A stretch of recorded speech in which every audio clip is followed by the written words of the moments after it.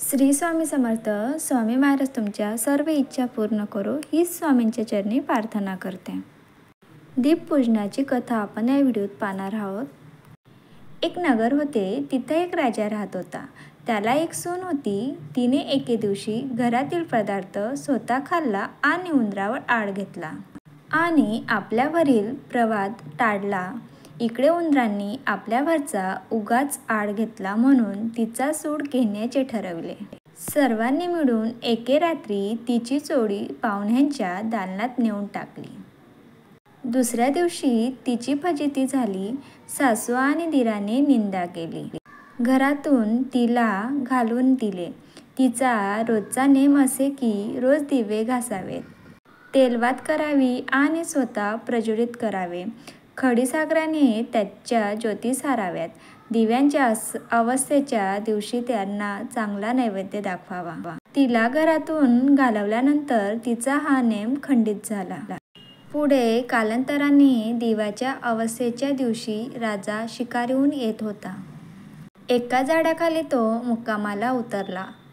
तिथे त्याच्या दृष्टीला एक चमत्कार घडला. आपले सर्व गावातील दिवे झाडावर येऊन बसले आहेत. एकमेकांशी गप्पा गोष्टी करीत आहेत. कोणाच्या घरी जेवायला काय केले, कोणी कशी पूजा केली वगैरे गोष्टी सुरू होत्या. सर्वांनी आपापल्या घरी घडलेली हकीकत सांगितली. त्यांच्या मागून राजाच्या घरचा दिवा सांगू लागला की बाबांनो, काय सांगू, यंदा माझ्यासारखा हतभागी कोणी नाही. मी दरवर्षी सर्व दिव्यात मुख्य असायचा. माझा थाट माट जास्त व्हायचा. त्याला यंदा अशा विपत्तीत दिवस काढावे लागत आहेत. इतके म्हटल्यावर त्याला सर्व दिव्यांनी विचारले की असे होण्याचे कारण काय. मग दिव्याने त्या दिवशी राजाच्या घरी घडलेला सर्व प्रकार अगदी सविस्तर आणि विस्तृतपणे सांगितला. म्हणून मला हे दिवस पाहायला लागत आहेत. हा सर्व घडलेला प्रकार राजाने श्रवण केला. आपल्या सुनेचा अपराध नाही अशी त्यांची खात्री झाली.